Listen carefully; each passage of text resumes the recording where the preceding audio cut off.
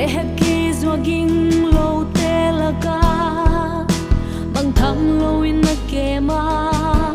ke zong na khalim noya hong kemin to pa o bel maging lo mi za tam laka kanun tak namun na hak sana soina lungzin na te katwa hun chiang in zong to pa na nung zui muan huai ka higi ge ding hi non thu chiam te sem zo din hon pin no ka to pan ka to con soi na ngai neo ken la lung liap sam ken no con thu hiel na te hon chi ka to pan a hon ni te a hon so hi a hon ni na lian wa sang to po ka ki pa khi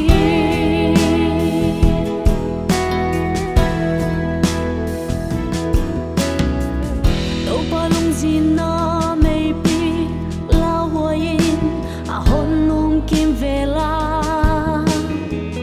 hon hi boy tu le khem na te pan a hon ching tu nang na hi to pa dang na muan na koi khem peu te nang na kem hi hoi ham na hazat na te panin to pa hon kemin la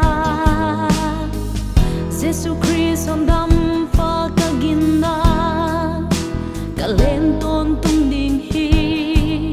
ama lo in ki pa na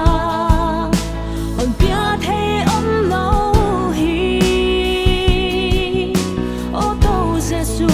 non nit vang lung dam loi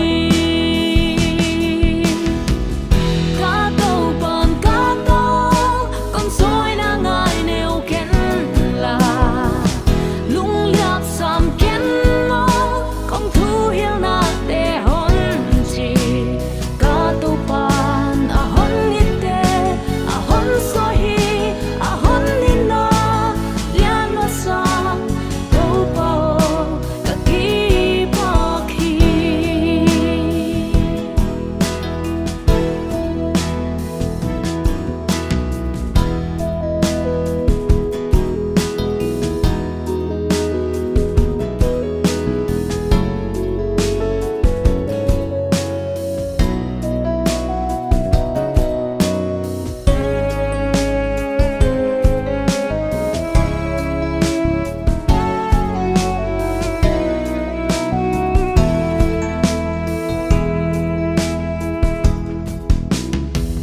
to pa nang na siang thoi na hoi hi vang hiam pen ka to pa o da de bang a ka nun tak na di na hon soi zel hi to pa na hoi na siang tho na te ka tan sam na ding i soi na hak san na hon piak te ka lung gim na khem peu te to te ka thua kin ka thei siam ke ka siang na lang hi